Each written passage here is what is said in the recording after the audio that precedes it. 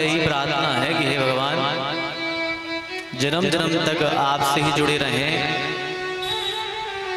आपके चरणों की ही सेवा करते रहें प्रभु। तो हम सब श्रवण कर रहे थे, रावण ने भी चुनौती दे दी कि हमारे नाम से पत्थर तैरेगा।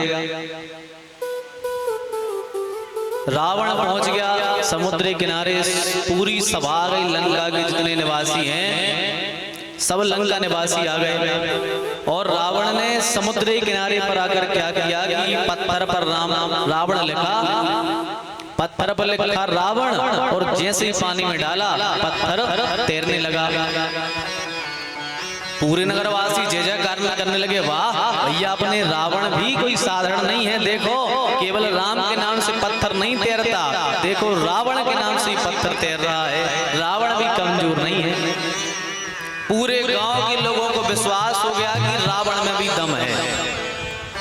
अब रावण भैया घर लौट के आया, घर में प्रवेश करा ही रहे थे, मंदोदरी खड़ी थी सामने। मंदोदरी ने अंदर नहीं आने दिया। मंदोदरी बोली, महाराज पहले जा बताओ पत्थरा तैरो कैसे। रावण बोला, अरे हमारे नाम से पत्थर तैरा। मंदोदरी बोली, हो ही नहीं सके, हो ही नहीं सके कि तुम्हारे नाम से पत्थरा तैर जाए। काहे? मंदोदरी पूरी नस नस जानत रावण की। अच्छा मंदोदरी बस नहीं, आप जितनी देवियां बैठी, घूंटा देवी, सब अपने स्वामी की नस नस जाना था, नहीं जाना कितने पानी में हो तुम। ब्याह के पहले भली दूल्हा खूब भैया सज झज के आवे, खूब पैसा बतावे हैं, जब ससुराल में आवे सारी को 500-500 दे जावे, अच्छे नए नए कपड़ा पहन के आगे। सब सोचे वाह यार जीजा तो बड़ी पैसा वाले हैं। मनो जैसे ही ब्याह हो जो साल भर में घरवाली पूरी तरी ले लेते, कितने पानी में हो तुम पूरी जान लेते। तुम्हें कौन कौन की उधारी चुकाने, कितनी दुकान में तुम्हारी उधारी डरी है, तुम जी जिन कपड़ा पहनते जो उधार में ले आगे पहनते, और जी 500-500 देते भी तुम सोनी सुधार ले आगे देते, सब जान जाते। यही से कहूँ कछु यदि पति पत्नी में लड़ाई हो तो पत्नी के सुनो, हम सने को जो कह दे सो हाँ सुनी ने तुमसे, अब हम कह दे सुनी ने बुराई लगे जाए, खेत के नहीं खेत। मतलब माताएं सब जानत हैं, माताओं के सामने पतिदेव सिलेंडर रहते हैं। एक आदमी बोलो, अरे हम नहीं डराए अपनी घरवाली से, बोले हम तो शादी के पहले भी शेर हते, बाद में भी शेर है। मित्र बोले हो ही नहीं सकता, तुम्हारी शादी हुई, बोले हो गई, तो बोले तुम शेर रह नहीं सकते, बोले नहीं हम शेर हैं, घर में भी शेर, बाहर भी शेर। मित्रों को 1 महीना होगा, कान पक गए, कान पक गए सुनत सुनत के चुके हमारे घर में भारी चलत, हम घर के भी शेर। एक दिन मित्र बोले कि तुम्हें बताओ तो तुम कैसे शेर हो घर में, लो आ चलो। 1 महीना बाद पहुंचे घरे, इन्हें बाहर इसका कहा सुन रही, भीतर से आवाज तना देवी जी तना हाई पावर में हती, क्या है क्या कह रहे, जो डरागा हुआ बोले तना चाय तो बना दे, 4 मित्र आए हैं। घरवाली बोली नहीं बना रहे, का कर ले।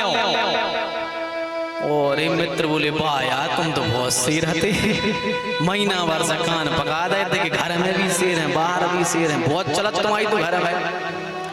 पति बोला नहीं बना रही, पत्नी बोली नहीं का कर ले। पति दे बोले वही बना ले, मैं बनाओ और का। दोस्त बोले कैसे शेर हते बच्चा तुम, सो बोले भैया बाहर हते अकेली शेर, और घर आगे बस शेर तो रे, तो मनो देवी जी सवार हो जा, सो देवी जी की शेर बन जाता है। तो शेर है, भीतर भी शेर है, बाहर भी है, पर देवी जी सवार हो जाता। ऐसे ही सबकी हालत है, ये सबकी जो करिया से सफेद हो गए, देवी जी को समार दिए हो गए। सो रावण भी बोले हमारे नाम से पत्थरा तैरो। मंदोदरी बोली तुम्हारी हम सब जाना थे, सांची सांची बताओगे पत्थरा तैरो कैसे। रावण बोलो सांची बताएं, बोले बताओ। तो रावण बोला देखो ध्यान से सुनना, रावण ने क्या किया था। रावण सत्य बता रहा है, संसार के सामने तो व्यक्ति झूठ बोल सकता है, पर पत्नी के सामने झूठ नहीं बोल सकता। मंदोदरी बोली बताओ तुम्हारे नाम से पत्थरा कैसे तैरो। रावण बोलो सुनो, हम पहुंचे घाट पे, और घाट पे पहुंच के पथरा पे लिखो हमने रावण, और जैसे ही पानी में डारल लगे सो पथरा से हमने कही सुनो पथरा, तुम्हें उन राम की सौगंध दे दी तेरे ने, और जैसे ही हमने राम की सौगंध देंगे पथरा तेराओ, पथरा तेरे। राम जी के नाम से रावण ने भी पत्थर डाला तो पत्थर ठहर गया। तो रावण भी राम जी के नाम की महिमा को जानता है। रावण भी भली भांति राम जी के नाम की महिमा जानता है कि राम के नाम में कितना सामर्थ्य है। इसलिए तो कहते हैं राम से बड़ा राम का नाम। राम जी से भी यदि कुछ बड़ा है तो भगवान का नाम है। नाम महाराज में ऐसी शक्ति है कि नाम महाराज सारे संसार को आकर्षित भगवान करते हैं, पर भगवान का नाम ऐसा है जो भगवान को भी आकर्षित कर लिया जाता है। भगवान सारे संसार को आकर्षित करते हैं, लेकिन यदि आप निरंतर 24 घंटे अपने मुख से भगवान का नाम लोगे तो वो सारे जगत का आधार भगवान भी आपके अधीन हो जाएगा, आपके बस में हो जाएगा।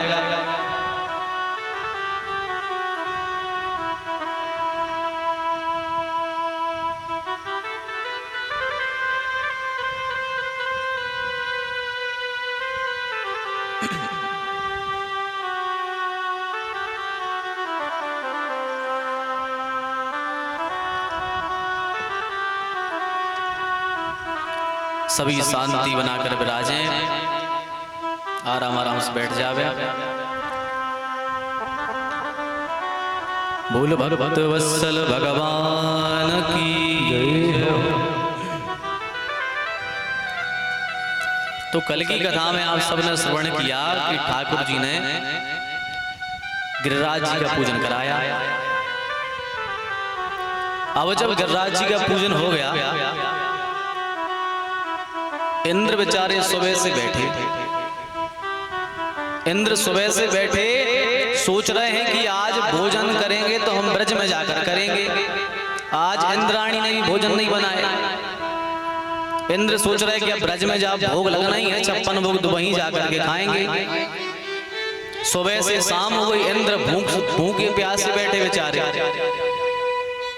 शाम को एक दूत बुलाया, बोले क्यों? बोले आज क्या ब्रज में पूजन नहीं भाई? आज ब्रज में पूजन नहीं भाई, आज कुछ खाने को नहीं मिला। तो सेवक बोले सरकार तुम तो रोटी जेले होते तो गिरिराज जी की पूजा कर ली। अब न बैठे रहो उनके चक्कर में कि गोप ग्वाल तुम्हें खुआ है, तुम तो रोटी जेले, उनने तो कल ही पूजा गिरिराज जी की खुआ दो। रावण जैसे ही सुनी इंद्र ने, अच्छा ग्वाल वालों का इतना सामर्थ्य कि हमें छोड़कर किसी और का पूजन कर लिया। बोले हाँ महाराज। बोले किसने कराया? बोले छोटा सा बालक है, नंद बाबा का बालक है, कृष्ण नाम उसने करा दिया गिरिराज जी का पूजन। आपकी पूजन का विरोध कर दिया। जैसे इंद्र ने सुना, इंद्र को क्रोध आ गया। इंद्र ने बड़े बड़े मेघों को बुलाया और मेघों को बुलाकर कहा कि जाओ इतनी बारिश कराओ, ब्रज में इतनी बारिश कराओ कि सारा ब्रज पानी में बह करके नष्ट हो जाए। इतनी घनघोर बारिश कराओ। जैसे इंद्र ने कहा, बड़े बड़े मेघ पहुंचे, बड़े बड़े मेघ गए हैं और मूसलाधार बारिश जाकर के ब्रज में प्रारंभ कर दी। बड़ी जोरों की मेघों के द्वारा वर्षा होने लगी। सब बाल बाल घबरा गए। बड़ी जोरों की वर्षा भई, बाल बाल घबराए। ठाकुर जी के यहाँ चरणों में गिर पड़े, बोले प्रभु रक्षा करो, रक्षा करो। देव देव महादेव भक्ताना वयम प्रभु, हे नाथ, हे द्वारिकाधीश, हे गोवर्धन नाथ, रक्षा करो। जैसे ही भगवान कृष्ण के चरणों में पहुंचे, भगवान ने कहा चिंता ना करो, जिसकी पूजन तुमने करी है वे ही तुम्हारी रक्षा करेंगे। सभी गिरिराज जी की शरण में चलो। सब ग्वाल वाल दौड़े दौड़े गिरिराज जी की शरण में गए, स्तुति करी, हे गिरिराज जी, हे गोवर्धन नाथ, हम सबकी रक्षा करो। गोवर्धन नाथ ने कह दिया, हे कन्हैया तुम मुझे छाती की तरह अपनी उंगली पर उठा लो, मैं छाती की तरह हो जाऊंगा। और जैसे ही कहा, भगवान ने अपनी जैसे ही छोटी सी अंगुली लगाई और अंगुली लगाते ही गिरिराज जी छाते की तरह ठाकुर जी की अंगुली पर आ गए। बोलिए गिरिराज धरण की। गिरिराज जी महाराज को भगवान ने धारण कर लिया। बड़ी जोरों की मूसलाधार बारिश हो रही है, पर थोड़ा सा भी जल उस पर्वत के अंदर नहीं आ पा रहा। क्यों? क्योंकि भगवान ने शेषनाग को आज्ञा दे दी कि शेषनाग तुम आकर के गिरिराज जी के चारों ओर लग जाओ और चारों ओर से पानी एक बूंद भी अंदर ना आने देना। गिरिराज जी को ठाकुर जी ने उठा लिया, चारों तरफ से शेषनाग लग गए, एक जगह पानी का निकाला कर दिया, एक बूंद भी पानी अंदर नहीं आ पाया। ऐसे हैं गिरिराज जी, यदि भगवान के आश्रय में आप भी रहोगे